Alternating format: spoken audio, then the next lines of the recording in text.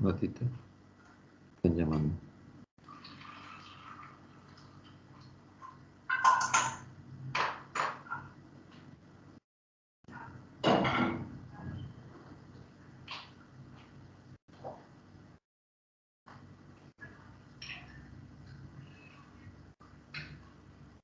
Notita.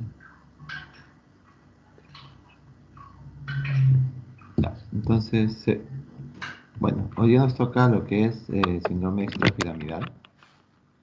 Entonces, desde el punto de vista anatómico y fisiológico, los síndromes extrapiramidales se deben al compromiso, ¿no? El compromiso del sistema, ¿no? Piramidal. Ahora, el sistema piramidal está constituido, ¿no? Por los ganglios basales, ¿no? Ganglios basales, que son los núcleos grises, ¿no? Los núcleos grises, ¿no? Y sus conexiones que tiene estos, ¿no? Eso es lo más importante, saber que el síndrome extrapiramidal se debe al compromiso del sistema extrapiramidal. Y el sistema extrapiramidal está constituido por los ganglios basales, ¿no? También llamados grupos grises y sus conexiones. El sistema extrapiramidal lo que interviene es en el control también del movimiento voluntario, del tono muscular, participa también en movimientos automáticos y asociados, ¿no? Entonces, eso es lo más importante. Por eso es que tiene una parte, ¿no? También, bueno, especialmente también motora, ¿no? Y los movimientos asociados que son movimientos automáticos complejos, ¿no? Ahorita lo vamos a seguir viendo. En cuanto, por eso es que cuando hay disfunción del sistema piramidal, se manifiestan en trastornos de movimiento. Trastorno de movimiento voluntario, en la cual hay movimientos hipercinéticos, ¿no? Y también hipocinéticos. Por ejemplo, los hipercinéticos son, por ejemplo, la corea, que es parte del sistema extrapiramidal, la tetosis, también parte del sistema extrapiramidal, los tics. Eso uno ve bastante tics, ¿no? Algunas personas, y tiene que ver con el síndrome extrapiramidal, con el sistema extrapiramidal. La mioclonía, los temblores, ¿no? Son hipercinéticos, ¿no? Son de movimiento voluntario hipercinéticos. Y los hipocinéticos son las bradicinesias, las acinesias, como por ejemplo, ¿qué enfermedad te da bradicinesia, cinesia? Tiene que ver con el sistema extrapiramidal. Es el Parkinson, ¿no? Entonces, hay preguntas de el ENAN que tienen que ver mucho con el sistema extrapiramidal. Y lo que más preguntan es Parkinson, ¿no? Entonces te dicen, por ejemplo, te hablan sobre bradicinesia, sobre la rigidez que tiene el parkinsoniano.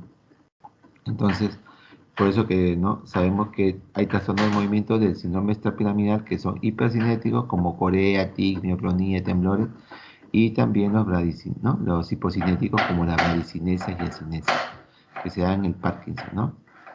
Muy bien. Y los automáticos y asociados, por ejemplo, en el Parkinson también se produce pérdida de la mímica emocional. Es como que el paciente estuviera sin expresión, inexpresivo. ¿No? Obviamente que como está, y también está rígido, ¿no? Y está rígido. Entonces, también desaparecen los movimientos asociados. Uno cuando camina, al caminar, tiene el balanceo de las manos, ¿no? De los brazos, al caminar, ¿no? Pero en el Parkinson, por ejemplo, como hay una rigidez generalizada, ¿no? Una rigidez, entonces el balanceo no es disminuido, ¿no? Prácticamente no se da ese balanceo por la rigidez mismo en el movimiento del parkinsoniano. Hay trastornos del tono también, hipotonías, hipertonías. Por ejemplo, la hipertonía más frecuente que se ve son las rigideces, ¿no? En comparación con la espasticidad que vimos ayer, en la cual la espasticidad es prácticamente se presenta en los síndromes, en las lesiones de síndrome piramidal, ¿no? De primera neurona motora. ¿Se acuerdan? El daño de la primera neurona motora, espasticidad, hiperreflexia, y también se presentaba lo que es el signo de Babinski, ¿se acuerdan? Primera neurona motora, espasticidad, hiperreflexia y signo de Babinski. Entonces, pero acá va a haber otro tipo de hipertonía, la hipertonía sobre todo en el parkinsoniano, ¿no? Con el parkinsonismo, en la cual va a ser una hipertonía de tipo rigidez, que es diferente a la espasticidad.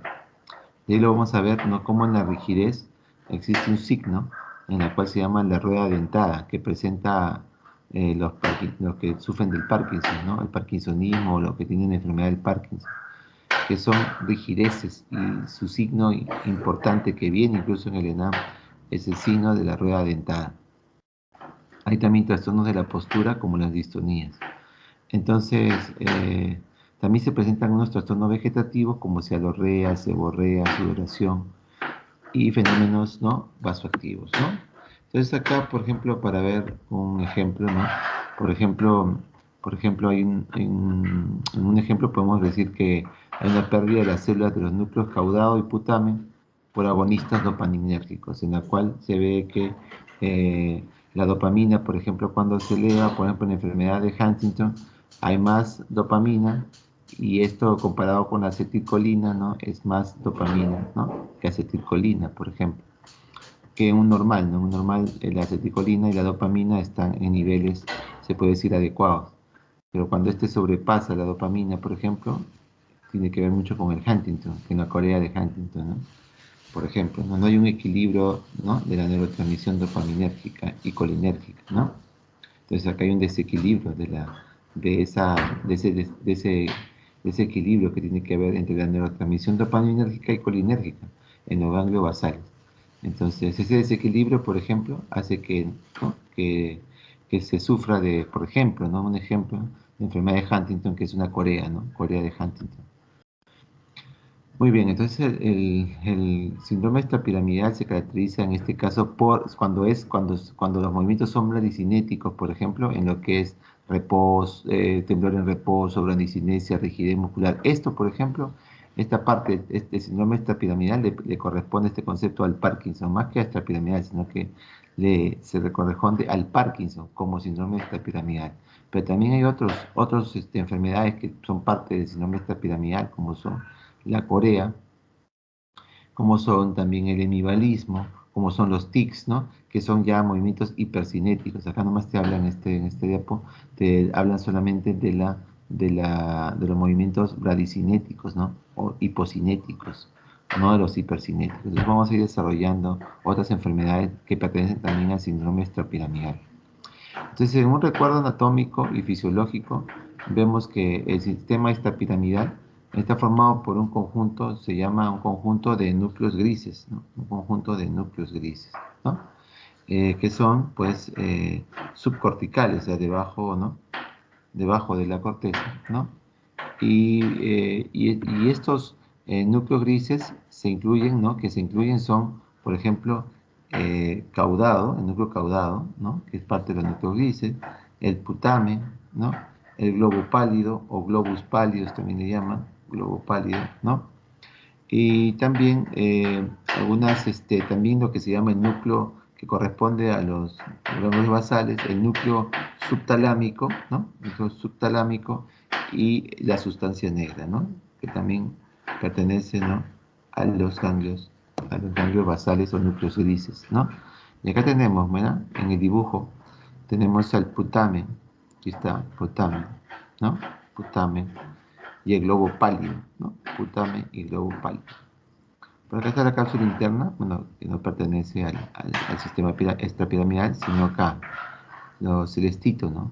Los celestitos, el putamen, el globo pálido, los celestitos, el núcleo caudado, Tenemos también acá el núcleo subtalámico, la sustancia negra. Entonces, diferentes núcleos que tienen que ver, ¿no?, anatómicamente con el síndrome extrapiramidal. Aquí hay más de lo mismo, en la cual acá está la corteza cerebral, tenemos a que es el tálamo, y acá vemos, ¿no?, los núcleos grises como el globo pálido o globus pálidos, el núcleo subtalámico, la sustancia negra, ¿no?, el putamen, ¿no?, el globo pálido, el putamen, ¿no?, el núcleo caudado, ¿no? Muy bien, y estos son los que pertenecen anatómicamente a los núcleos grises, o también llamados ganglios basales, ¿no? Núcleos grises o ganglios basales. Aquí es para solamente enfatizar que en el Parkinson se ha visto que hay una disminución de la dopamina, ¿no? Pregunta del examen de NA, en la cual te dicen, por ejemplo, que qué enfermedad, ¿no?, presenta una deficiencia o disminución de la dopamina, ¿no? De la dopamina. Entonces, la respuesta es Parkinson, ¿no? Dopamina, Parkinson. Entonces, hay tipos de movimientos anormales, ¿no?, que pertenecen, ¿no?, a los síndromes extrapiramidales, ¿no? Hay trastornos del movimiento, como vimos, las hipocinesias e hipercinesias. Las hipocinesias marcadas, o lo que es las bradicinesias o hipocinesias, o también llamadas bradicinesias, que tienen que ver, por ejemplo, con el ejemplo clásico que es el Parkinson, que tiene que ver con el síndrome extrapiramidal, trastornos del movimiento. Y hay también hipercinesias como trastorno de movimiento, como son la corea, el balismo o el hemibalismo, las atetosis, ¿no?, los tics, los mioclonías, etcétera. Temblores que pertenecen a hipercinesias, ¿no? Hay también trastornos del tono, en la cual, como les dije, hay hipertonía, hipotonía, pero más podemos apreciar, por ejemplo, la hipertonía y un ejemplo clásico del Parkinson, en la cual hay una rigidez, una hipertonía de tipo rigidez, no de tipo espástica, ¿no?, como la hipertonía de la primera neurona motora, sino la hipertonía de tipo rigidez. Hay también trastornos de las posturas, que se va a llamar la distonía, ¿no? Eso principalmente, ¿no? Muy bien. Entonces, cuando hablamos de hipocinesia o bradicinesia, ¿no?, se manifiesta sobre todo por la dificultad para iniciar los movimientos voluntarios, ¿no? La bradicinesia o hipocinesia o bradicinesia, ¿no?, se observa, por ejemplo, pobreza, ¿no?, y lentitud en los movimientos, ¿no? El paciente es lento en el movimiento, como ocurre acá. Me están hablando del el ejemplo clásico de los síndromes extrapiramidales, en que presentan hipocinesia o bradicinesia. Por ejemplo, el ejemplo clásico que está describiendo aquí, esta diapo, es del Parkinson, en la cual hay pobreza y lentitud en los movimientos, hay hipomimia. El paciente tiene unas fases inexpresivas, ¿no? Inexpresividad, hipomimia, ¿no? No hay mimia, o sea, no hay mímica en la cara. Y tiene también falta de movimientos asociados, como por ejemplo balanceo de los brazos al caminar. Uno, cuando camina, normalmente balancea los brazos, ¿no? Camina, balancea los brazos, pero como el paciente está tan rígido, que no puede, ¿no? No puede moverse con facilidad, y tampoco puede mover el balanceo de los brazos al caminar ¿no?, con facilidad, porque obviamente está rígido. Una de las preguntas de Elena en este aspecto es cuando te dice cuál es la situación más discapacitante del Parkinson.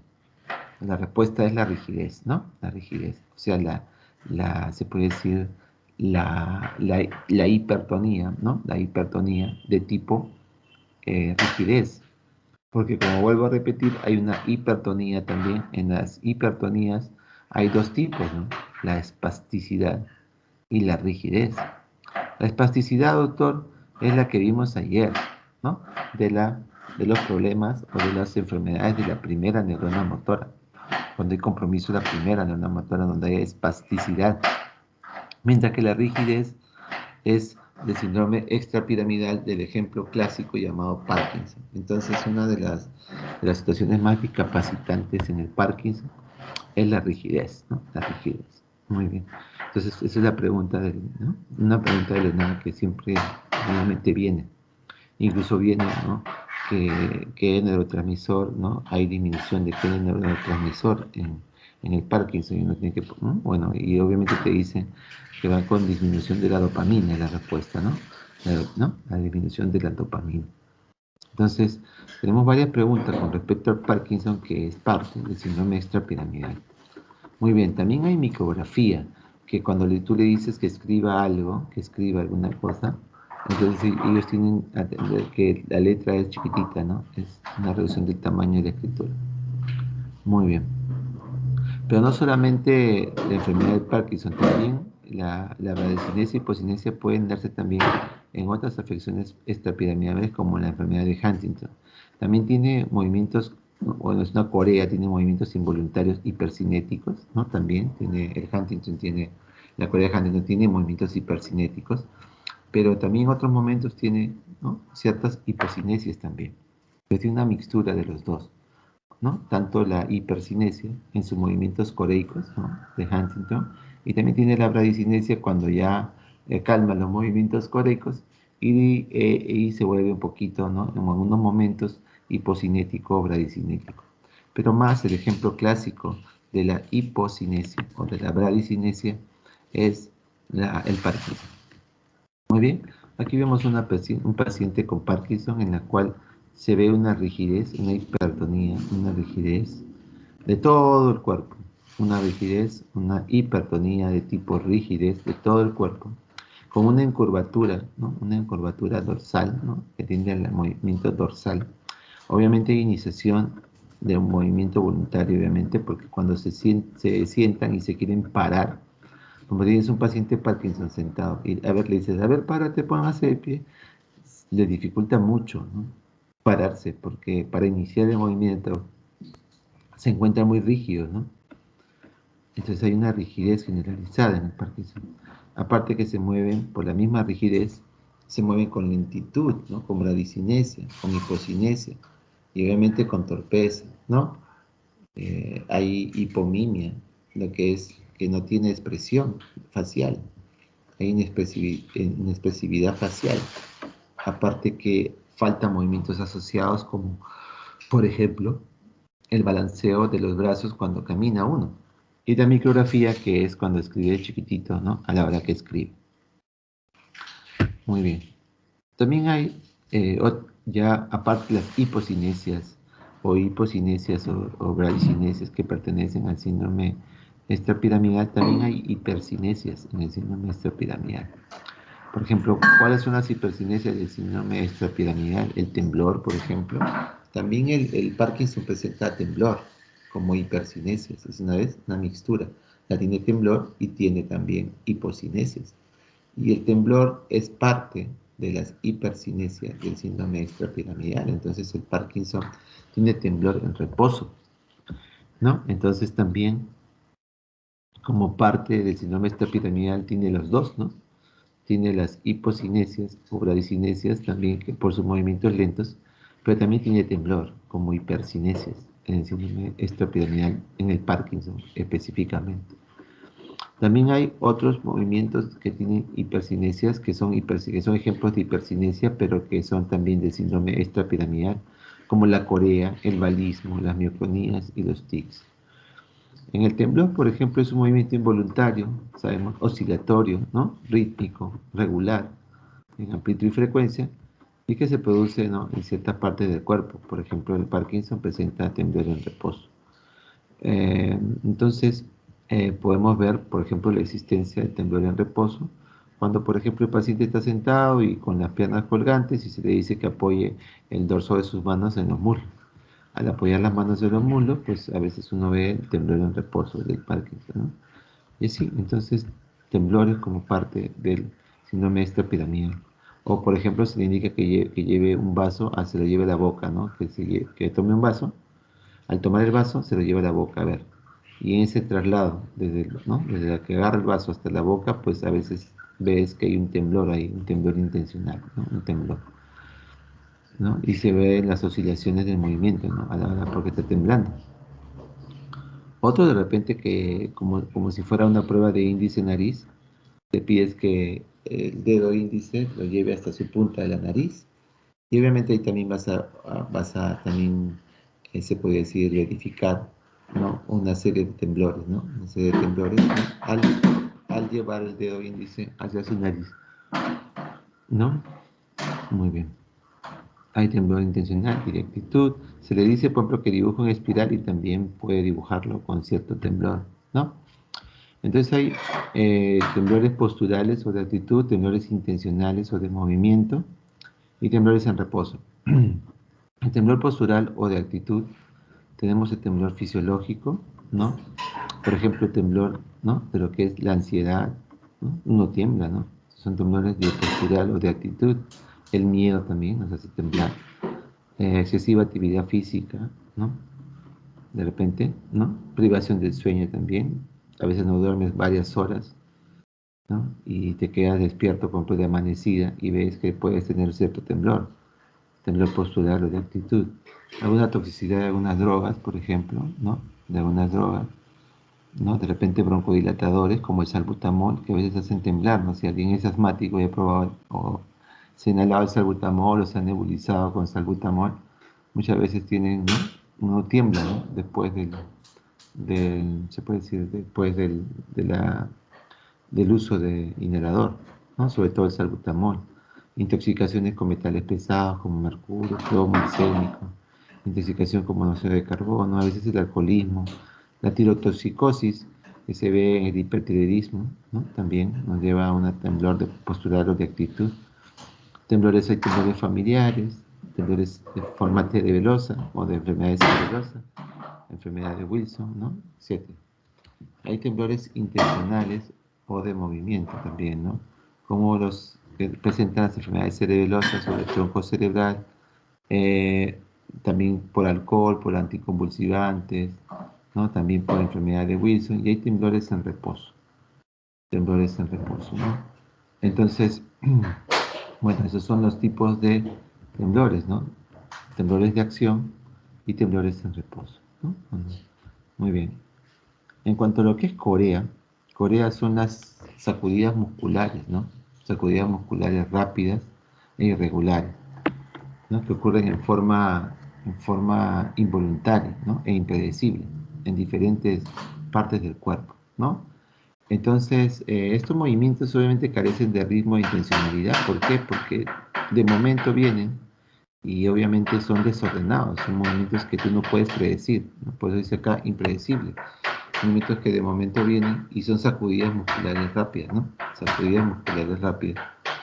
Y pues obviamente de momento. Entonces tú no tienes una intencionalidad ahí, porque obviamente vienen de momento y no tienes un control sobre ellas y son impredecibles. No, y tienen obviamente, son de pequeña y mediana amplitud, ¿no? Son de mediana y pequeña amplitud. Lo característico es el continuo flujo, ¿no? De movimiento, ¿no? Y esto es repetitivo, ¿no? Repetitivo, pero de forma irregular. No hay una regularidad, un ritmo, ¿no? Es irregular, de forma involuntaria. Entonces aquí, por ejemplo, vemos en la Corea cuando dan estos movimientos y uno camina, se ve la famosa marcha danzante. Cuando ven el tema de marchas, ¿no? La marcha parkinsoniana, que es una marcha lenta, una marcha también hay marchas atáxicas, cuando abres las piernas y aumenta la base de sustentación, hay marchas, ¿no? ¿No? Y también esta marcha danzante, ¿no? La marcha danzante, la marcha danzante, ¿no? Entonces hay también la marcha espástica de primera neurona motora, en la cual la marcha espástica o marcha de Todd, ¿no? En la cual así semicírculos, ¿no? A la hora de caminar. Hay la marcha de pato en enfermedades musculares, en la cual mueves mucho la cadera de un lado para el otro, la marcha de pato, ¿no? Hay otro que es la marcha en este patch, que es cuando el pie está caído por una neuropatía periférica, y es lo que es la marcha danzante.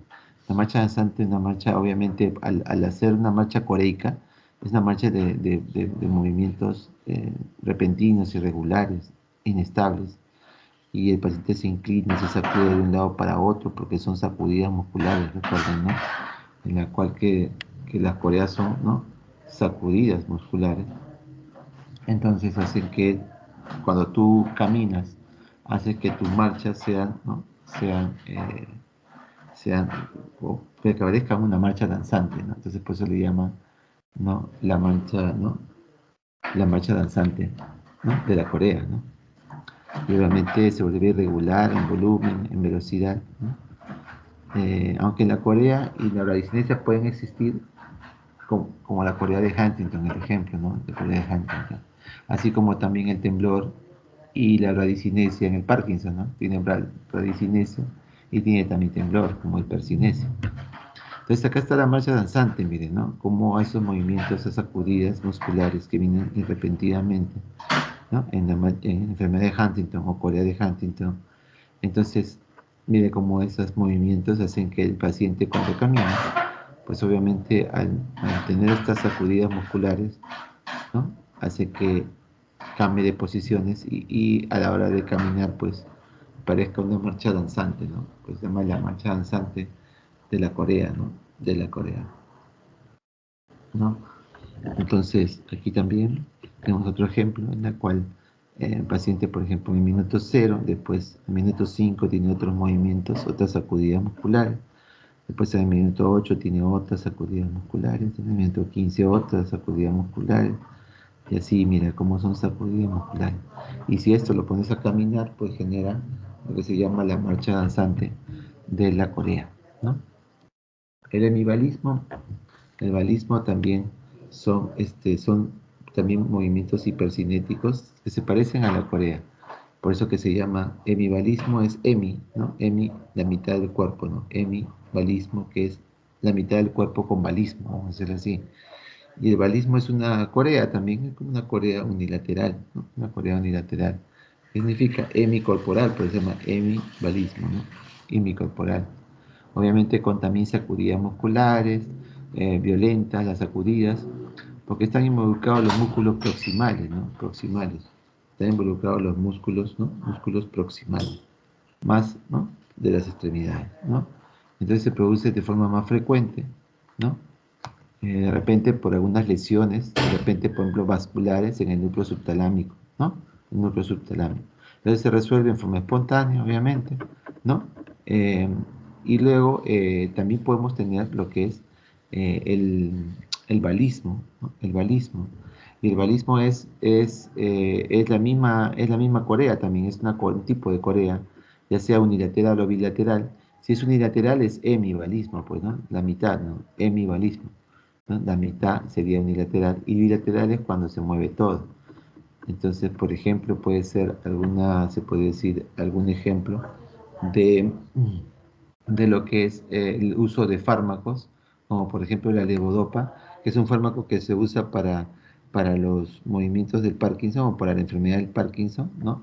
Y esto pues puede causarte también balismo, ¿no? Como complicación del medicamento, o también monomalismo, en la cual solo se mueve involuntariamente una zona del cuerpo, ¿no? Como un solo miembro, por ejemplo, el miembro superior nada más, uno de ellos, ¿no?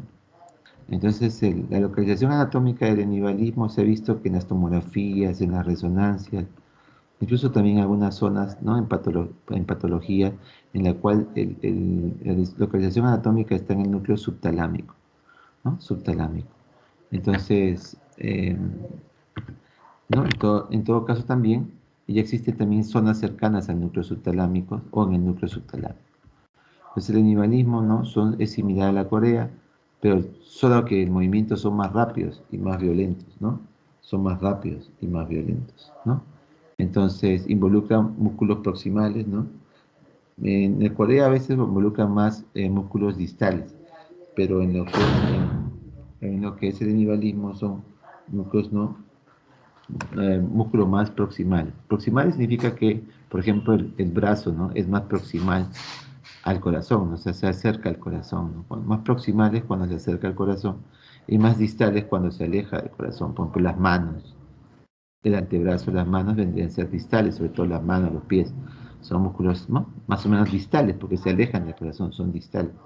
Y los proximales son los que se acercan al corazón, por ejemplo, los brazos, ¿no? Los brazos, por ejemplo, los muslos, ¿no? Son proximales, músculos proximales. Desaparecen durante el sueño, al igual que la Corea también desaparecen durante el sueño, y respetan la cara y tronco, en este caso en el animalismo. Por ejemplo, la lesión se ve que en las anátomas patologías, ¿no? Se ha visto que la lesión es en el núcleo subtalámico de Lewis, ¿no? El síntoma principal es el movimiento involuntario, descontrolado, muy fuerte, más violento que la Corea, más violento, más fuerte, ¿no? Más rápido, más violento, más descontrolado en extremidades sobre todo, ¿no? Y las causas son lesiones cerebrales, por ejemplo, como el núcleo, especialmente el núcleo subtalámico que pertenece a los núcleos grises, ¿no? Muy bien. Pueden, bueno, pueden ser causa, por ejemplo, un ictus, ¿no? O sea, un SB o ictus, o un problema vascular, ¿no? Un SB que puede tener algún compromiso del núcleo subtalámico y eso puede causarme un hemibalismo, movimientos coreicos, ¿no? Puede haber tratamientos farmacológicos y quirúrgicos, ¿no? Quizás. El otro, acá también tenemos, como al caminar también el paciente hace movimientos mucho más violentos, más bruscos al caminar, como una mancha danzante y también presenta cierta ataxia, por eso es que camina aumentando, abriendo más las piernas, ¿no? Como el atáxico, ¿no?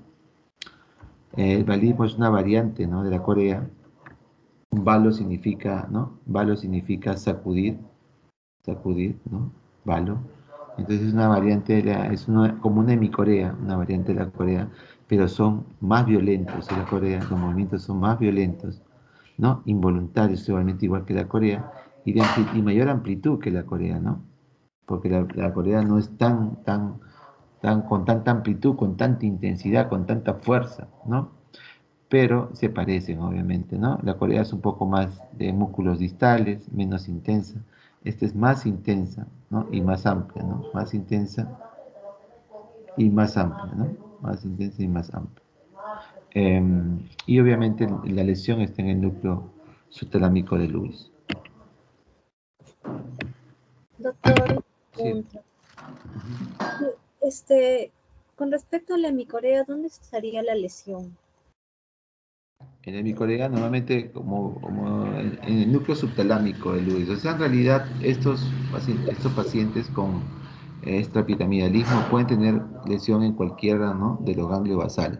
Por ejemplo, en el caso del balismo es en el núcleo subtalámico. En el caso, por ejemplo, del Parkinson en la sustancia negra, ¿no? Pero pueden comprometer, ¿no? Diferentes núcleos grises, caudado, putamen, globo pálido, ¿no? Núcleo subtalámico, sustancia negra. En el Parkinson, pregunta del Parkinson es que se ha visto, por ejemplo, en estudios anatomopatológicos, que el compromiso, por ejemplo, en el Parkinson es en la sustancia negra. En el balismo, por ejemplo, el núcleo subtalámico, ¿no? El núcleo subtalámico de Lewis. Y, ¿no? En diferentes zonas de la sustancia grises o de los ganglios basales, ¿no? Que son el caudado, putamen, globos pálidos, núcleo subtalámico, sustancia, ¿no? La sustancia negra, ¿no? En este caso del balismo, se ha encontrado en los hallazgos anatomopatológicos o en los hallazgos de lo que es la resonancia o tomografía el núcleo subtalámico. Pero mayormente se hacen estudios de los estudios anatomopatológicos y ahí se ve, ¿no? Los compromisos de diferentes núcleos, ¿no? De los núcleos grises, principalmente. Doctor, y con respecto a la corea generalizada, focal o la hemicorea, ¿es de acuerdo a la cantidad de porción del núcleo que está o, por qué es la variación? Porque a veces, como te digo, hay un daño vascular y descomprende el compromiso del vaso, ¿no? Por ejemplo, en un ictus, en un SB, depende mucho del compromiso del SB, ¿no? Si es un compromiso más amplio, pues obviamente te queda más, se puede decir, más efectos o más secuelas, ¿no? Depende del compromiso, ¿no? En este caso, a veces incluso no se llega bien a ver por qué ocurren estos casos, porque lo que se halla es unos hallazgos anatomopatológicos, ¿no? Pero a veces no concluyen bien por qué. Por ejemplo, una persona que tiene tics, ¿no? Tics pertenece al síndrome extrapiramidal, pero no, a veces no sabes dónde está localizado el problema. Hay una señora que está en el Mogrovejo, está haciendo estudios del tics porque tiene tics en su párpado, ¿no? Y no concluyen de dónde es y no hay un tratamiento efectivo, ¿no? Para el tic, sigue con los problemas, obviamente cuando se estresa más, sigue con más tics, le dan clonazepam para que calme un poco, pero no tienen vamos a decir, un tratamiento específico, ¿no? Por ejemplo, los tics que pertenecen a nuestra pirámide, entonces hacen estudios y no encuentran a veces una causa, ¿no? Al igual que el Parkinson, por ejemplo, no se sabe por qué origina, hay unos que tienen Parkinson, otros que no tienen Parkinson. Pero los que tienen Parkinson, bueno, o Parkinsonismo, a veces no son una enfermedad de Parkinson per se, sino es tipo Parkinsonismo, pero se ven en los estudios que tienen problemas normalmente con la disminución de la dopamina y el compromiso de la sustancia negra, ¿no? En los estudios anopatológicos se ve que el compromiso es en la sustancia negra, por ejemplo. Pero no se sabe por qué. ¿Por qué él? No por qué otros abuelitos. ¿Por qué él? ¿Por qué no otros abuelitos? No. ¿Por qué este paciente? ¿Por qué él? No se llega a descubrir el por qué, ¿no? ¿Por qué él o por qué el otro? ¿Por qué a él de repente un Parkinson más severo? Hay unos que cruzan, que tienen Parkinson, por ejemplo, el 20%, el 18% de los Parkinson, el 20% aproximadamente, hacen demencia. Hacen demencia. ¿Y por qué otros no hacen demencia? No, no lo sabemos, ¿no? Hay unos que hacen demencia, otros hacen no demencia. Entonces, a veces se puede decir, lo que tú presentas, no hay a veces la medicina no tiene dónde está el problema y a veces dónde está, y también la solución a veces, ¿no? No, pero ¿no? Las coreas también dicen no, te dan los movimientos coreicos, pero no, pues, no sabes cómo a veces dónde está específicamente el sitio, ¿no?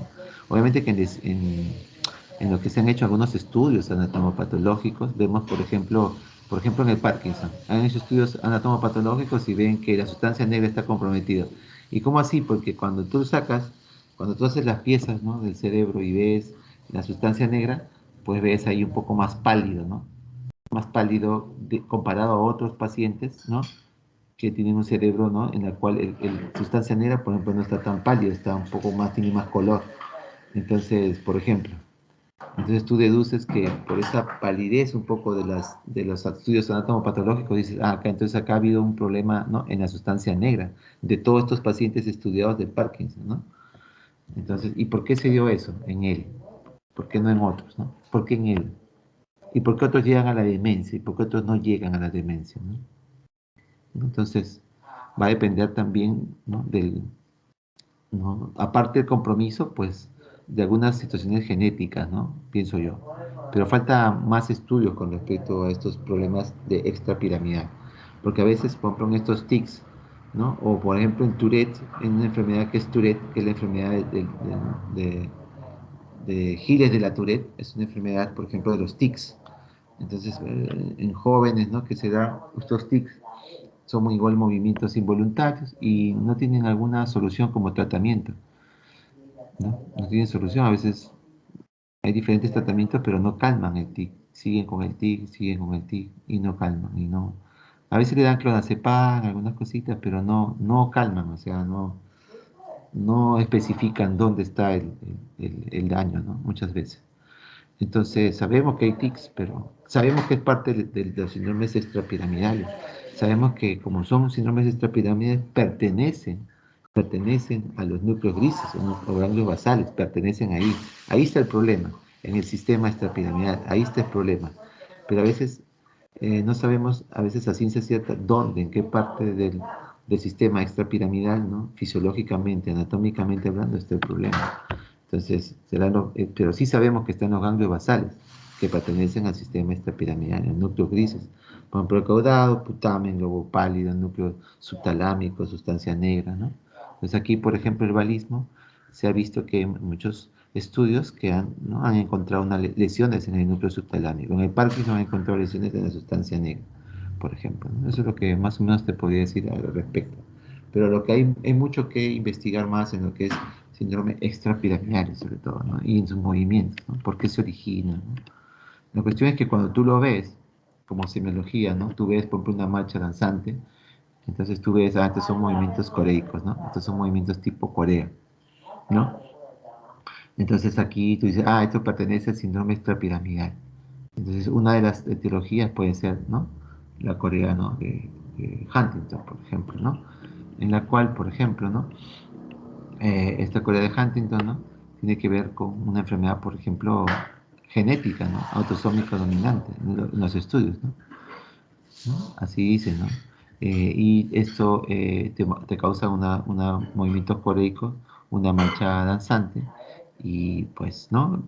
Entonces tú lo identificas, ¿por qué? Porque marcha, porque hay sacudidas musculares, ¿no? Tipo así, sacudidas musculares que no se controlan, que son involuntarias y son de momento, se repiten, ¿no? Se repiten, pero tú ya sabes, se puede decir semiológicamente, que se trata de una corea.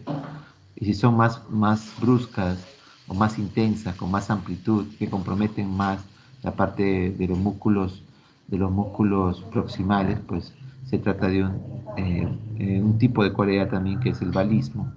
Y el balismo, si es un hemibalismo, si ataca medio cuerpo. Si es se puede decir, un balismo completo en los dos lados, puede haber también bilateral. Entonces, por ejemplo, aquí en la localización anatómica que han hecho del balismo, pues habla mucho de los núcleos subtalámicos, ¿no? O unas que están cercanas al núcleo subtalámico. En las resonancias, en las tomografías que se hacen a veces, se puede descubrir que clásicamente afecta el núcleo subtalámico. Igual que en el Parkinson, tiene que ver mucho con la sustancia negra y la producción de dopamina. En la sustancia negra se ve también que el Parkinson no produce dopamina, entonces hay poca secreción de dopamina, ¿no? Muy poca dopamina y bueno, se ven en todos los estudios del Parkinson. No, pero todavía falta mucho más estudiar y falta que la ciencia pues nos dé más alcance sobre la parte neurológica, que es un capítulo pues bastante interesante, ¿no? Y hay algunas cosas que todavía faltan, ¿no? eh, descubrirlas, ¿no? Y alguien si va a ser neurólogo, alguien pues excelente, ¿no? No va a saber mucho más. Eso se podría decir, con respecto a lo Corea, balismo, ¿no? Lo que es rigidez, temblores de Parkinson, temblor en reposo, ¿no? Pero tú identificas, si es un Parkinson, por ejemplo, tú lo ves rígido, lo ves bradicinético, camina cortito, la marcha parkinsoniana, una marcha cortita, una marcha dura, rígida, hipertónica por rigidez. Ves la facies amímica, ves una cara lustrosa, ¿no? Semiológicamente te hablo, cara lustrosa, pérdida de la mímica, hay inexpresividad facial, ves que no puede mover bien los brazos, no se balancea igual como cuando tú y yo caminamos, tiene pasos cortos, encorvado dorsalmente, ¿no? Entonces, este es un Parkinson, ¿no? Semiológicamente es un Parkinson. Entonces tú, como semióloga, al toque lo identificas, temblor en reposo, rigidez, ¿no? Rigidez en todo el cuerpo, bradicinético, movimientos lentos, por ejemplo, lo identifica. ¿No? Eso te podría decir sobre el aspecto del síndrome extrapiramidal. Pero tiene que ver mucho con los ganglios basales y núcleos grises, o sea, todo lo que corresponde al sistema extrapiramidal, ¿no? Lo que son, ¿una pregunta más?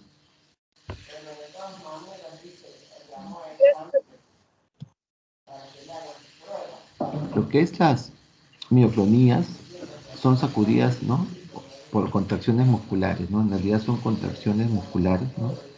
Contracciones musculares bruscas también, y rápidas e involuntarias de un segmento corporal, ¿no? Entonces, pero estos son más contracciones musculares, ¿no? Contracciones, otros son sacudidas, que son contracciones musculares. Los músculos se contraen, ¿no? Rápidas e involuntariamente también. Todos estos problemas son involuntarios, ¿no? El paciente no sabe, no puede controlar, igual que los tics, no pueden controlar de un segmento corporal o de varios segmentos, originadas en el sistema nervioso central, obviamente, ¿no? Y estos micronías se observan también en lo que es miembros superiores, inferiores, tronco, cara, ojos, ¿no? Puede darte en cualquier parte muscular, ¿no? Muy bien, como contracciones. Pueden ser focales, que comprometen a una sola parte del cuerpo, multifocales, ¿no? Que son dos zonas contiguas, generalizadas en todos los músculos, ¿no? Eh, por ejemplo, aquí vemos una mioclonía en la cual el paciente tiene, ¿no? Tiene movimientos involuntarios, musculares, tipo contracciones, que pueden ser en uno o en varios segmentos, ¿no? Eh, y a unas se asocian a epilepsia y otras no. Por ejemplo, hay mioclonías epilépticas, ¿no? Que aparte de tener, ¿no? convulsiones, pueden tener contracciones de los músculos en epilepsia, y otros que no tienen, ¿no? Las no epilépticas, ¿no? Eso con respecto a mioclonías, como contracciones musculares. No se ve mucho, normalmente a veces se ven asociadas de repente a convulsiones, no es muy frecuente en las mioclonías. Pero a la hora que se vea, pues uno reconoce porque hay diferentes contracciones musculares. En cuanto a la asteriscis, por ejemplo, es un tipo de mioclonía, ¿no? Mioclonía es negativa, ¿no? Es la interrupción brusca y espontánea del tono postural, tiene que ver con el tono. En cuanto a la asterixis, por ejemplo, es un tipo de mioclonía que uno lo va a hacer, ¿no? Que uno lo va a hacer, por eso que es una mioclonía negativa, uno lo hace, uno lo va a hallar, por ejemplo. Entonces, ¿cómo lo haces tú? ¿Cómo lo haces? Esto normalmente es asterixis o mioclonías, por ejemplo, un tipo de mioclonías aparece en las cirrosis hepáticas llenas insuficiencias renales crónicas. Por ejemplo, cuando tenemos pacientes cirróticos de larga data que tienen un child, por ejemplo, un child C, el cirrótico se define como child A, child B, child C, que se clasifica, ¿no? Entonces, cuanto más grave está el cirrótico, por ejemplo, tenemos un child C. Y cuando más grave tiene una insuficiencia renal un paciente, tenemos una insuficiencia renal crónica como estadio 1, estadio 2, 3, 4 y 5. En una insuficiencia renal crónica en estadio 5, en el último estadio, pues uno le hace a ellos, como están encefalopáticos, la mayoría tiene encefalopatía hepática o también encefalopatía por insuficiencia renal avanzada.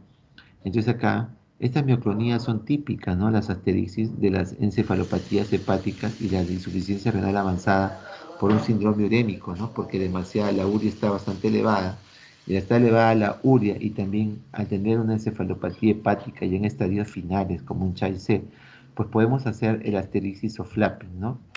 Provocar, ¿no? Provocar una mioclonía. ¿Cómo lo hacemos, no? Por ejemplo, el brazo, ¿no? En la mano, por ejemplo, la mano, lo hacemos en la mano, lo llevamos hasta, o sea, desde acá, por ejemplo, donde ve mi cursor, lo extendemos, ¿no? Lo extendemos hasta aquí, ¿no? Hasta aquí, una extensión, ¿no? Lo extendemos hasta aquí. Y vemos que como al hacerlo, la mano retorna, pero a través de contracciones musculares. Por ejemplo, ahora voy a prender, así se hace necesario prender la cámara para más o menos hacerlo, porque la cuestión es verlo, ¿no? Pero como no lo pueden ver, no hay un paciente acá a la mano. Entonces, con el paciente, pues obviamente ahí está cantado, ¿no? Bueno, más o menos es así. Este es esta es la mano del cirrótico o de la encefalopatía hepática, ¿no? Por cirrosis o por insuficiencia renal crónica en estadio 5.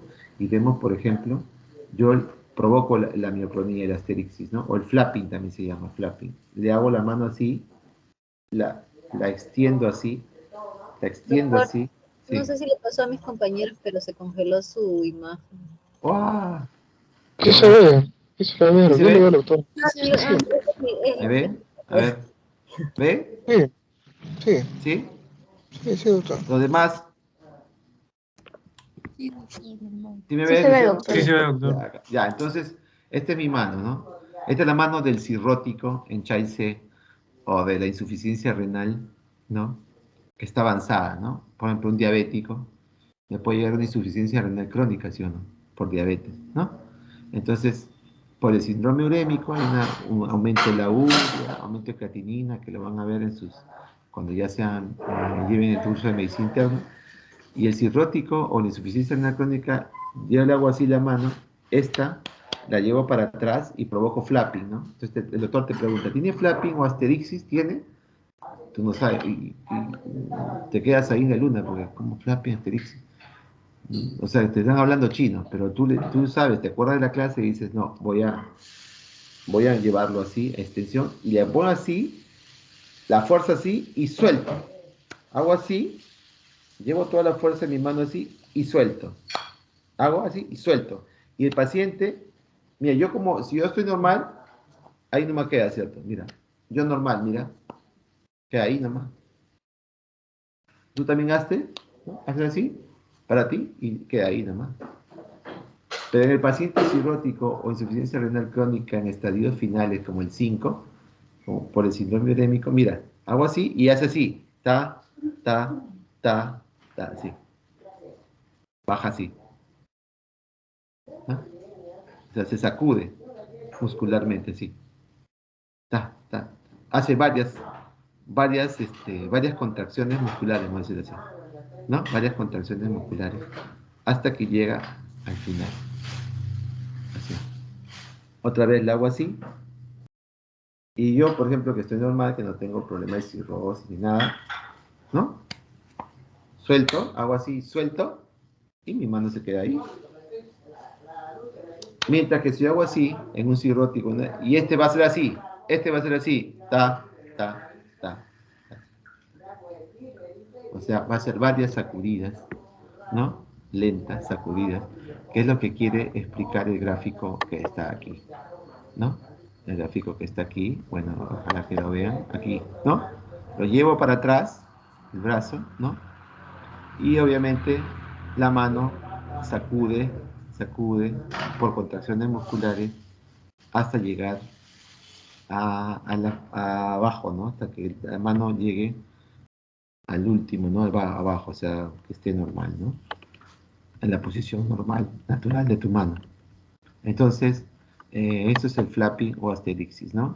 El flapping o asterixis, ¿no? Tengo así mi mano, la hago así, ¿no? Esto lo pongo hacia atrás, o sea, lo pongo, lo extiendo, lo llevo todo hacia atrás, extiendo la mano, y porque te flexiono, entonces extiendo, ¿no? Flexiono, extiendo, ¿no? La extiendes así, en máxima expresión. Sueltas, sueltas, y hace ta, ta, y llega a su posición, ¿no? Inicial, ¿no? Ta, ta, ta, ta, sí. Pero en varias secuencias por las contracciones musculares que generan. Esto se llama asterixis o flapping, que es una mioclonía que tú lo estás provocando, tú lo provocas, ¿no? Porque en estos pacientes es fácil provocarlo, y estos pacientes es una señal de que tienen encefalopatía, ¿no? Que realmente tienen un síndrome urémico elevado, ¿no? O sea, una urea muy elevada, una creatinina elevada, y necesitan, por ejemplo, diálisis, o una cirrosis hepática que está en un estadio Child C, que está muy avanzado, que tiene ascitis, que tiene circulación colateral, que tiene puntos rubíes, que tiene ginecomastia, o sea, que lo que ustedes han llevado en digestivo, ¿no? ¿No? Principalmente eso. Eso es lo que hacemos en el asterixis o flapping, ¿no? Ahora, como respecto a los tics, también los tics son movimientos involuntarios, también anormales, ¿no?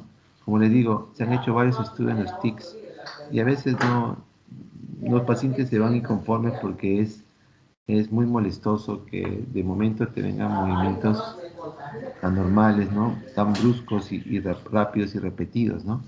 Entonces recurrentes, repetidos, ¿no? Y estás en un sitio y a veces, por ejemplo, parpadea mucho el ojo, ¿no? No sé si habrán visto que en algunos pacientes, ¿no?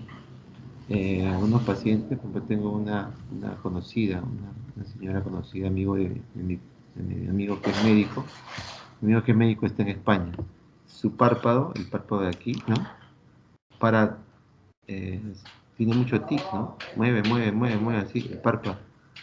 Y no hay forma que lo calmes, ¿no? Sigue moviendo. Y vas a los neurólogos, sigue yendo al neurólogo y mueve, y no hay solución. Ese es el problema de los síndromes extrapiramidales, ¿no?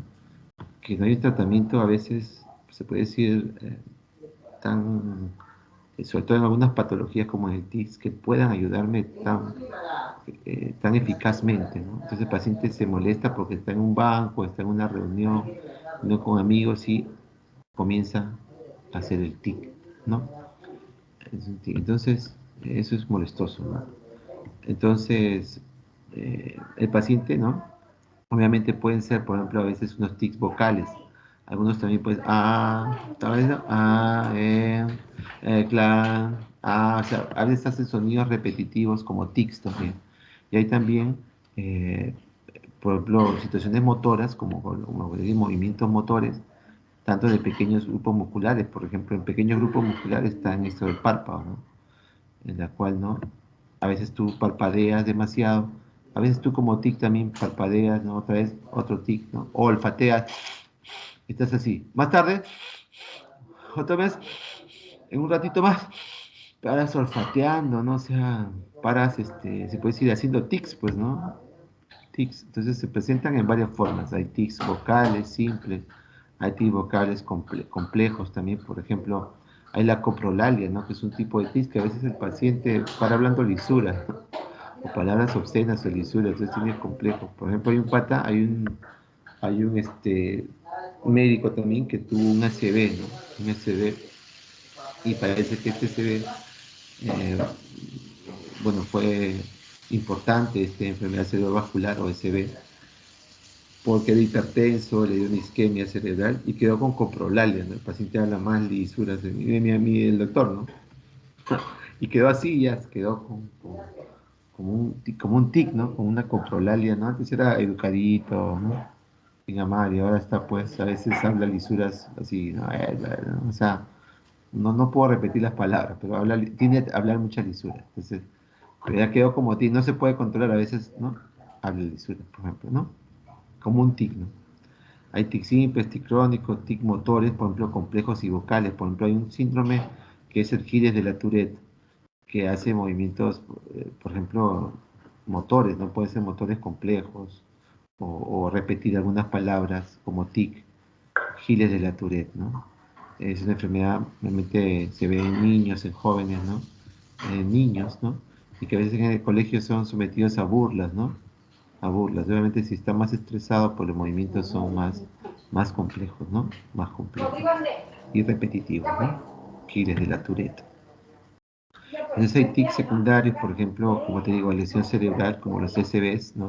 Los SBs, las encefalitis, a veces la meningoencefalitis, encefalitis autoinmune, encefalitis por virus, meningoencefalitis por virus, o por SBs, como le digo, como el caso de este médico, o como el caso también de poder sufrir traumatismo encefalocraniano, ¿no? TEC, lo que se llaman TEC, las intoxicaciones por monóxido de carbono, etcétera, y que quedan secuelas a nivel neuronal, a nivel neurológico. Hay también por el autismo, por retraso mental, ¿no? Por síndrome de Down, que algunos, ¿no? Provocan tics, ¿no? Tics. Y acá vemos algunos tics, por ejemplo, algunos hacen estos movimientos, algunos abren la boca, ¿no? Como movimientos, otros cierran el diente, otros hacen estas muecas, otra vez paran, otra vez esta mueca, otra vez paran, otra vez esta mueca, a veces hacen este tipo de muecas, ese tipo de, ¿no? de movimientos involuntarios, ¿no? Que a veces se convierten en tics, ¿no? En tics, tics, ¿no? Sacan la lengua a cada rato, ¿no? Hacen esto de acá o esto de acá. Y son tics, ¿no? No porque te la quieres sacar la lengua, sino uno piensa que nos están insultando o algo y el paciente tiene un tics, ¿no? Tiene un tic. El síndrome de la Tourette o de Gilles de la Tourette que te digo que da, ¿no? Que es un trastorno neurológico por movimientos repetitivos, estereotipados, ¿no? Involuntarios, obviamente, principalmente en brazos, piernas, tronco. A veces también hay parciales, parpadea, ¿no? Contracción de la nariz, así como el niño, ¿no? De cuando en cuando se contrae la nariz, hace muecas, ¿no? Tic faciales, hace muecas. También puede ser tic vocales, hace gruñidos. Después están ahí, otra vez. Otro tic, otra vez. Siguen ahí conversando, otra vez. O sea, acá hacen un tic, ¿no? O sea, repiten lo mismo. O hacen un tic de gritos, de palabritas obscenas, repetidas, etc. ¿No? Síndrome de Tourette. No son muy frecuentes estos. Te digo que yo muy escasamente veo tics, ¿no? De repente neurológicas, pero yo no he visto. Pero síndrome de Tourette nunca he visto. He visto en un programa, ¿no? Un programa de caso cerrado que había un chivolo un joven de 18 años que tenía síndrome de Tourette y que movía el cuello para un lado, ¿no? Su cabeza y el cuello para un lado, ¿no? Y a cada rato lo movía, y otra vez movía, y otra vez movía. Y repetía unas palabras, ¿no? ¿No? Repetitivamente, ¿no? Pero eh, no lo he visto así en mi práctica médica. Será porque no estoy en los hospitales neurológicos, ¿no? Como en el neurológico, que ahí debe haber casos muchísimo más marcados, al igual que ciscáncer, ¿no? Vemos en lo que es en el INEM, ¿no? Nosotros vemos de todo un poco, pero no tanto estos casos porque son se puede decir, muy infrecuentes. Lo que sí vemos, sí, Parkinson, si vemos Parkinson, muy pocas Coreas he visto, realmente una o dos en mi práctica médica, pero sí he visto más Parkinson, sí he visto más demencia por Parkinson, he visto tics también, pero tics así que en la calle, ¿no? De algunas personas que tienen tics. He visto también el flapping, obviamente, el flapping y la asterixis como mioponías, los he visto porque los he hecho. Asterixis o flapping, ¿no? En el cual el paciente con cirrosis o con insuficiencia renal. En cuanto a trastornos del tono, esos son los trastornos de movimiento, ¿no? Hipercinéticos, hipocinéticos que hemos visto. Pero en los trastornos del tono tenemos la hipertonía. Y como la hipertonía hay dos tipos de hipertonía. La hipertonía de tipo espástica o espasticidad y la hipertonía de tipo rigidez. Entonces, en lo que nos acompaña en el síndrome extrapiramidal, nos acompaña el aumento del tono, pero es un tipo rigidez. Por ejemplo, en esta es la que presenta el Parkinson, es la rigidez. Mientras que la espasticidad es de la primera neurona motora, ¿se acuerdan de ayer? Primera neurona motora, que hay una hipertonía también. Sí, doctora, hay una hipertonía de tipo espástica, mientras que en esta piramidal tenemos una hipertonía de tipo rigidez, esa es la diferencia. Entonces hay la hipertonía es, ¿no? Hipertonía es un título en la cual pueden ser espástico y puede ser rigidez. Entonces puede ser espástico o rigidez. Si es espástico, obviamente, es una hipertonía del tipo de lo que hablamos ayer, de lesiones de la primera neurona motora. Y si es rigidez, pertenece al Parkinson, ¿no? Al Parkinson. Entonces obviamente si es espasticidad, es compromiso piramidal, ¿no? De primera neurona motora. Espástico, mira, hipertonía espástica, compromiso de primera neurona motora, piramidal, obviamente, piramidal, como ayer vimos, síndrome piramidal, ¿no? Espasticidad. Y acá hay un esto que se llama lo que es el signo de la navaja, ¿no? El signo de la navaja. ¿Cómo es el signo de la navaja? ¿Alguna vez ustedes han tenido una navaja, ¿no? Una navaja. Como digo, ¿no? Le digo a mi grupo, ¿no? Ayer vimos esto. Y le digo a mi grupo, ¿no? La navaja, ¿conocen? Sí conocían la navaja, pero no, había como una especie de una multiusos, una navaja roja, no sé si alguien ha tenido, como una especie de navajero rojo, ¿no? En la cual tenía muchas, ¿no? Sacacorcho, navajas, cuchillitos, ¿no? Pero creo que mi grupo no lo ha tenido. Pero entonces alguien se le pendejo como dice, yo he tenido corta uña, allá pues. En el corta uña, sobre todo cuando son los más grandecitos, hay una navaja, ¿no? Que sale como un cuchillito. Entonces tú sacas la navaja, al sacar la navaja, no sientes alguien ha sacado una vez una navaja, un cuchillito del corta uña, no siente una dureza, ¿no? A la hora de sacar, ¿no? Como decir, una dureza, ¿no? Una fuerza. En la hora, un poquito duro y de ahí ya saca, ya sale, ya sale, y ya sale. Entonces algo así quiere significar en la parte semiológica de lo que se trata de una hipertonía espástica, en el cual se llama el signo de la navaja, en el cual hay una resistencia, ¿no? Seguida de una relajación brusca, o sea, una cierta resistencia. Entonces, ¿cómo tú ves el tono? Pregunta de examen práctico, como lo que le decía a mi grupo, ¿no? Pregunta de examen práctico. Algunos de los doctores X, no quiero decir nombres, le van a preguntar, por ejemplo, y que van a intentar fastidiarte, ¿no? Te van a preguntar, ¿y cómo pues ves la... ¿Qué, a ver, qué es la motilidad pasiva? Te preguntan. A ver, ¿cómo se hace a ver, explora la motilidad pasiva? ¿Qué es la motilidad pasiva? Entonces, la motilidad pasiva es la que el médico lo hace. Como digo a mis alumnos, el médico lo hace. Tú como médico lo haces. Motilidad pasiva.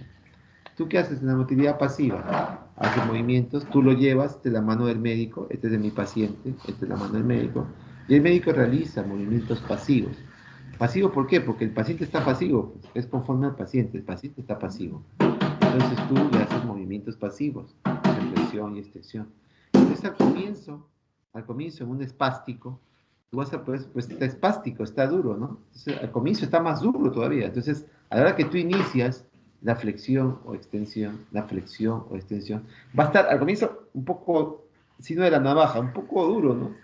Y después ya, un poquito más suave, un poquito más, no te digo que está pues como el mío, como normal, ¿no? Pero va a estar un poco más durito, pero más suave para moverlo, vamos a decirlo así. Pero todavía tú sientes la espasticidad que está un poco, ¿no? Durito el movimiento, está espástico, porque el tono es la capacidad de estiramiento del músculo, ¿no? Se está estirando o no se está estirando, flexión, extensión, flexión. Igual acá, flexión, extensión. Tú lo mueves, motilidad pasiva, que tú lo mueves. Entonces al comienzo, para moverlo al paciente, se va a sufrir un poco, como un signo de la navaja. subes un poco y luego ya comienzas otra vez a moverlo ya con más facilidad. Obviamente, no con tanta facilidad tampoco, porque está espástico, pero ya un poco más, se puede decir un poco más duro, pero ya puedes moverlo en su dureza, ¿no? Lo puedes mover. Eso es espasticidad, ¿no? Bueno, el día que lo vean, pues, no se van a olvidar, ¿no? El signo de la, ¿no? De la navaja, ¿no? Muy bien. Entonces, hay también lo otro, en lo que se llama el signo de la rueda dentada, ¿no? O rueda dentada de negro, ¿no? Pero más le conocemos como el signo de la rueda dentada. Pregunta el examen de ENAR, ¿qué patología te da el signo de la rueda dentada? Obviamente en coro, los alumnos de la vida real van a decir Parkinson, en coro, ¿no? En coro, ¿no? En coro, al unísono. A ver, ¿qué enfermedad te da, se presenta el signo de la rueda dentada? Y todos al unísono, no todos en conjunto, los israelinos dicen, en Parkinson, gritan, Parkinson, ¿no? Que es como ustedes han visto el engranaje, una rueda de engranaje, una rueda de engranaje. Y esta rueda de engranaje tiene dientes, ¿no? Entonces vamos a verlo aquí. Ahí está. ¿Ven esta gráfica? Aquí ven una rueda de engranaje, ¿no? No sé si alguien ha visto en su vida una rueda de engranaje. Yo pienso que todos, ¿no? Una rueda de engranaje. ¿Han visto esta rueda de engranaje? Y obviamente en el Parkinson, lo que vamos a ver es un signo de la rueda dentada. Imagínense ustedes ese engranaje, esa rueda de engranaje. Esa rueda de engranaje tiene dientes, ¿no? Tiene dientes, esa rueda de engranaje. Entonces, en el signo del Parkinson, si alguien ha tenido un paciente con Parkinson en su casa, lo puede saber bien. Sobre todo si ha tenido a alguien así. En el cual yo voy a mover el brazo y va a estar rígido, que voy a dificultar moverlo, definitivamente, porque está rígido. El otro es espástico, un poco más fácil. Este es rígido, mira, rígido. Entonces voy a tratar de moverlo y al moverlo, es como que estuviera venciendo cada diente de la rueda dentada. La rueda dentada que tiene dientes, que es como una rueda de engranaje, que tiene dientes, y yo voy a estar como venciendo cada diente de la rueda dentada. Por ejemplo, mira, uno, venzo el primero, otro, venzo el segundo, otro, venzo el tercero, otro, también. Es como que, ¿no?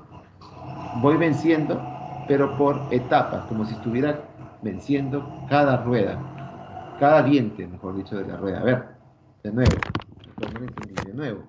Mira, uno, otro, oh, o sea, cada diente lo voy venciendo, signo de la rueda dentada, ¿no? Voy venciendo cada diente de la rueda dentada. Otro, y así, ¿no? Porque está muy rígido, muy rígido, muy rígido. Entonces, esa es la diferencia entre el signo de la rueda dentada y el signo de la navaja. Uno es la espástica, la hipertonía espástica, de tipo espástica, porque hay dos tipos, doctor, de hipertonía, la espástica y la rígida. La espástica tiene que ver con el síndrome piramidal, con el compromiso piramidal de primera neurona motora de la navaja. Y el otro es de la rueda dentada o rigidez del síndrome extrapiramidal. Uno es piramidal y otro es extrapiramidal. Y aquí está, lo voy a movilizar pasivamente, está, pasivamente. ¿Por qué se llama movilización pasiva? Porque el doctor lo realiza, el médico lo realiza y el paciente está pasivo, pues, ¿no? Yo lo voy a mover. El paciente no va a mover, yo lo voy a mover a él. Pasivo. Motilidad pasiva, ¿no? Movimientos pasivos, en la cual yo lo muevo, yo lo hago, el médico lo hace, el interno lo hace, el estudiante Villarreal lo hace, porque es movimientos pasivos, yo lo hago, no el paciente, sino yo. Entonces ahí voy a verla, y para qué usa la motilidad pasiva, para ver el tono. Siempre, acuérdense, pregunta examen práctico también, para medir el tono, voy a medir el tono, voy a explorar el tono. Y la resistencia que tiene, por ejemplo, esta es una resistencia a la movilidad, yo lo muevo y tengo que ir venciendo cada diente de la rueda dentada, ¿no? Muy bien. Aquí, por ejemplo, también hay otro gráfico aquí, sí.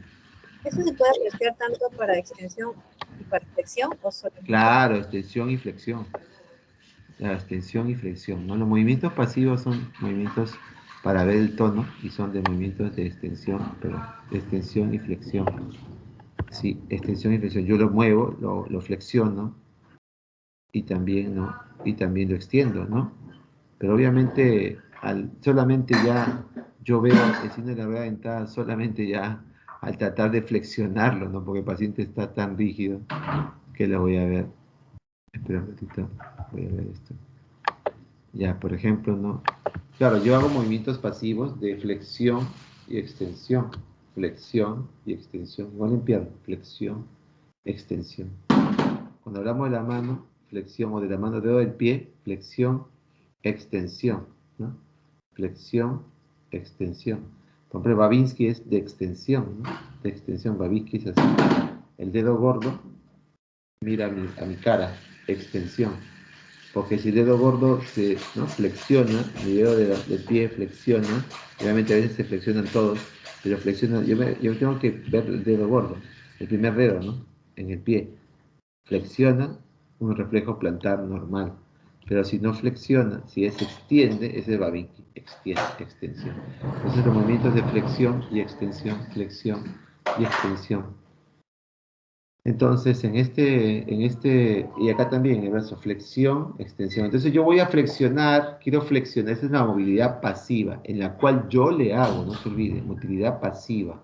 Cuando les pregunten en el examen práctico, sobre todo, la motilidad pasiva, ustedes lo van a hacer, el médico lo hace, porque el paciente está pasivo, pues, tú lo haces, tú lo mueves, y vas a hacer movimientos de flexión y extensión.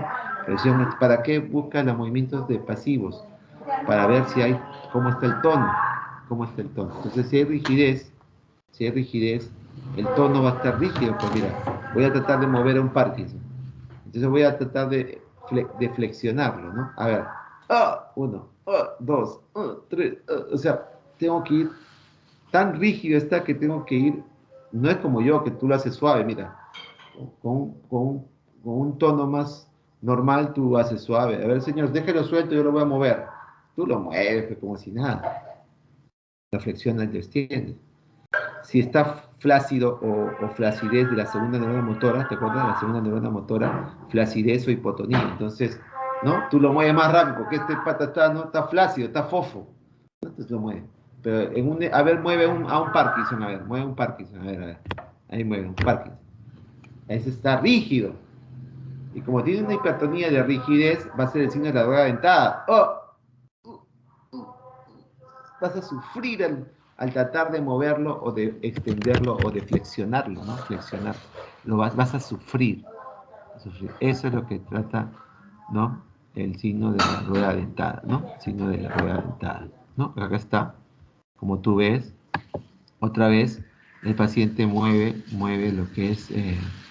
si mueve el brazo, ¿no? Lo quiere flexionar, y obviamente no puede porque está ¿no? de la rueda dentada, ¿no? Tiene que vencer los dientes de la rueda y acá dice movimiento de la rueda dentada, ¿no? Muy bien. Entonces, al extender pasivamente o al flexionarlo, no puede, pues, en este caso lo está extendiendo, ¿no? Pero al extender o flexionar, pues obviamente se encuentra una gran resistencia al estiramiento, ¿no? ¿Por qué? Porque está hipertónico, pues, de tipo rigidez, ¿no? De tipo rigidez. Entonces, ¿cómo es el Parkinson? Eso te va a venir en tu examen ENAM, en tu examen de ahora quizá, ¿no? Como un gran ejemplo de los nombres extrapiramidales, en la cual ves una posición encorvada semiológicamente, tú identificas rápido un Parkinson. Posición encorvada, cuando lo veas no te vas a olvidar. Porque no me olvido de un paciente de 80 años que era un Parkinson total ese pata. No me olvido, porque está así, su posición encorvada, temblor de manos, ¿no? Al reposo, inclina el cuerpo y la cabeza hacia adelante, rodillas dobladas, hipertonía, inexpresividad del rostro. Parece que estuvieran riéndose, pero no se mueve sus músculos de la cara. No hace ningún gesto, ninguna mímica. Impresionante, cuando lo veas no te vas a olvidar.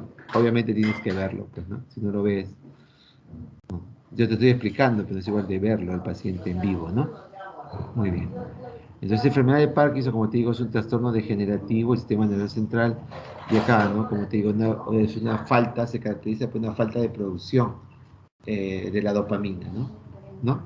Una falta de producción de la sustancia química llamada dopamina. Y es verdad, pregúntale, Nan. Hace poco estábamos haciendo un banqueo de preguntas y ahí vimos del Parkinson. Disminución de la dopamina era la respuesta en la cual se ve en el Parkinson.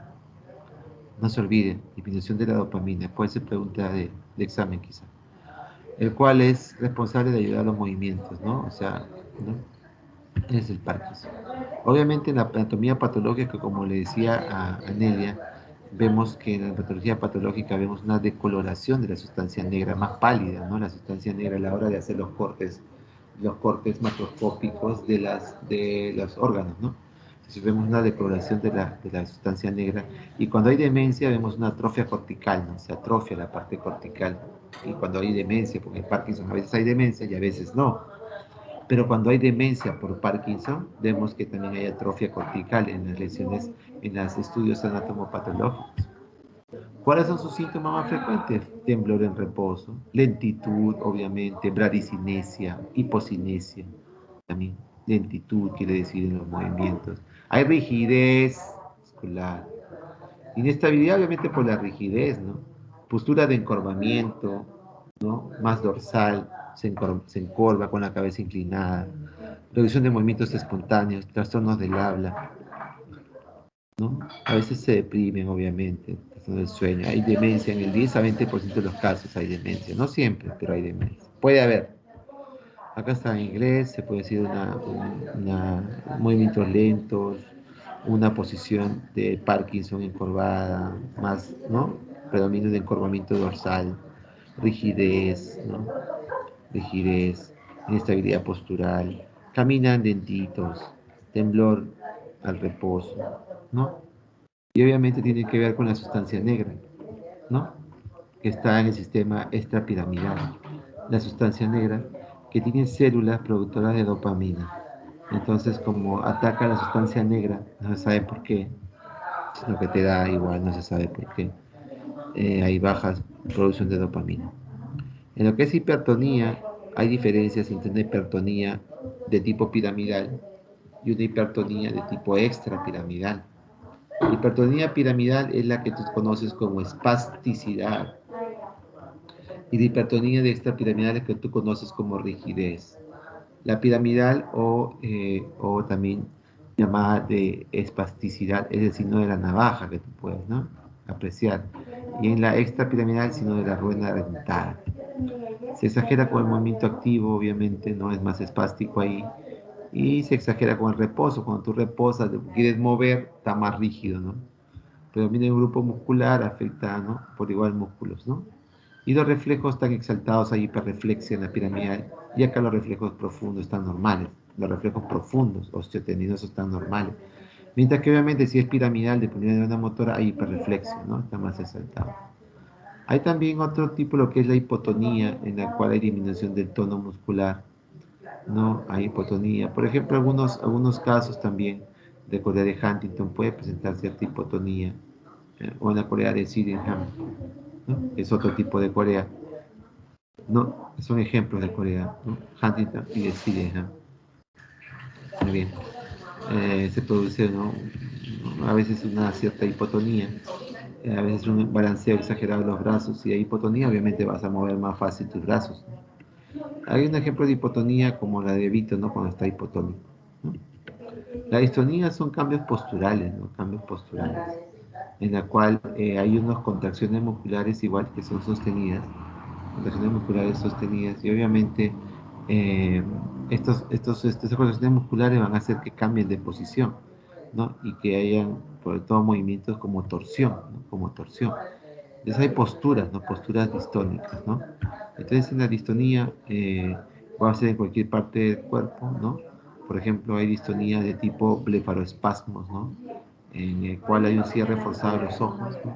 Una torsión cefálica, y lo que más, el ejemplo más claro de distonía es la tortícolis, ¿no? Tortícolis, por ejemplo, que es una distonía en la cual te da una tortícolis, haces una contracción, movimientos tipo de contracción muscular, ¿no? Pero que cambias de postura, porque ya tu cara, tu cuello va a pasar a una postura diferente, ¿no? Entonces, por ejemplo, hay distonías, ¿no? Que pueden clasificarse como focales, como el blefaroespasmo, ¿no? Hay segmentales también, como la tortícolis, ¿no? Hay multifocales, ¿no? Hay hemidistonías en la mitad del cuerpo y hay generalizadas. Por ejemplo, aquí lo más clásico son distonías cervicales, en la cual hace una contracción muscular y obviamente se cambia la postura, ¿no? El cuello queda así, por ejemplo, ¿no? Que es lo más importante que he visto, ¿no? Hay otras distonías así, por ejemplo, ya que el cuello y los brazos, por ejemplo, están tan contracturados que cambian la postura, ya no puede volver a su postura original. Entonces, estas distonías son contracciones musculares que hay donde hay cambios de postura. Ya la postura no va a ser igual, mira este caso, y mira también este caso de la distonía cervical. Entonces hay contracciones musculares, pero con cambio en la postura, ¿no? Entonces, por eso que son trastornos de la postura, ¿no? Y acá vemos diferentes distonías, nuevamente tortícolis, ¿no? Eh, ¿No? Principalmente. Y se puede decir, de postura. Hay también causas de distonías, como por ejemplo los fármacos, como los antipsicóticos. La vez pasada me llamaron porque habían puesto a un paciente, estaba con un síndrome depresivo severo, había tomado campeón, una, se puede decir, una sustancia en la cual, ¿no? Son insecticidas, ¿no? Ese campeón utilizan muchas veces para quitarse la vida, ¿no? Por una depresión severa. El paciente se había deprimido severamente y como tenía ciertas alucinaciones, un poco le dieron antipsicóticos, ¿no? Que es el haloperidol, por ejemplo, un antipsicótico conocido, haloperidol. Se le administró haloperidol, ¿no? Haloperidol. Y el paciente a la hora más o menos viene y la enfermera me llama y me dice, doctor, el paciente que está muy mal, le ha chocado medicamento. Venga, venga, venga. Voy y lo veo así, ¿no? A ver, vamos a ver. Y lo veo así, por ejemplo, el paciente, así, y así, su diente bien apretado, así, bien apretado. Estos músculos de aquí, ¿no? De la masticación, bien así apretado, así, así, y su cabeza así, ¿no? Con estos músculos bien contracturados, así te ahí, tieso, esta parte dura, contraída, los músculos bien contraídos, ¿no? Y acá también, así, aparatoso, pero por eso que la enfermedad se asusta, ¿no? Pero todo le está chocando el medicamento. Entonces voy y le digo, no, ¿qué has recibido? Aloperidol, edición de psiquiatría, está para aloperidol. Entonces había recibido, ¿no? Aloperidol, ¿no? Aloperidol. Entonces, es una distonía, ¿no? Una distonía causada por fármacos, en este caso por la aloperidol, ¿no? Por aloperidol. De todas maneras, ¿no? De todas maneras, ¿no? Es una distonía. Hay diferentes tipos de, ¿no? Distonía por fármacos en este caso. Hay también encefalopatía perinatales, ¿no? Debido a hipoxias al nacer, ¿no? El larvajo, lo que es encefalitis, accidentes cerebrovasculares, o lo que se llama SBS, enfermedades cerebrovasculares, tumores, sistema nervioso, TEC, traumatismos, ¿no? Traumatismos, ¿no? Luego también tenemos acá lo que son distonías idiopáticas, no se sabe por qué, son hereditarias, como algunas cosas que no se saben realmente por qué. Y cuando el médico no sabe por qué, le pone idiopática. Es algo idiopático, dice, o es algo criptogénico o idiopático, ¿no? O sea, no sabe. Eso quiere decir que el médico no sabe, ¿no? No sabe lo que es.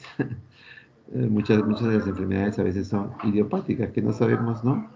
¿Por qué se da? Pero se da, ¿no? Eh, entonces, muy bien, entonces aquí también podemos ver otras enfermedades hereditarias, ¿no? Como Huntington, como algunas enfermedades de Wilson, ¿no? Problemas del cobre, ¿no? El metabolismo del cobre. Muy bien, entonces hay diferentes enfermedades que me pueden dar distonía, pero la más común, la que vemos bastante en piso, es ¿cómo se llama? Es lo que usamos en lo que es El haloperidol, ¿no? El haloperidol.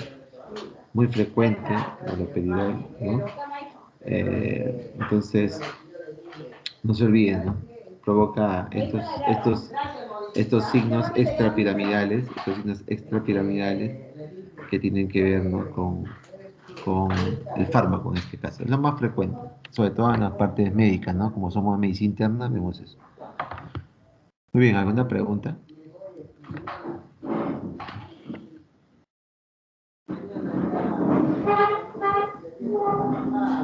¿Una pregunta?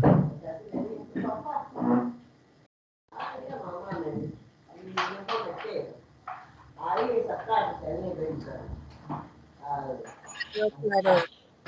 Sí, ¿no? Ya, entonces, esas son algunas cosas, bueno, lo tuve que a veces prender la cámara para que puedan entender, porque es difícil cuando no está el paciente ahí, ¿no? Se puede decir cerca, ¿no? Bueno, esa es la dificultad por el COVID, en algún momento, ¿no?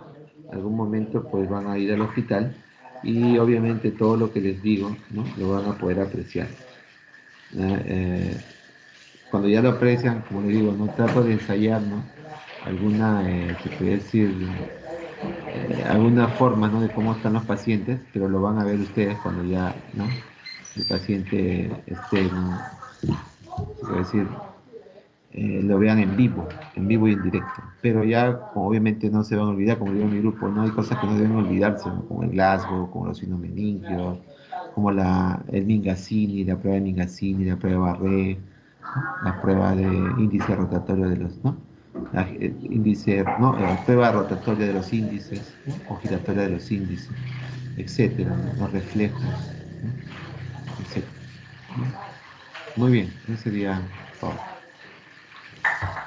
Ya te pasé las diapositivas, ¿no, Nelia? Sí, doctor.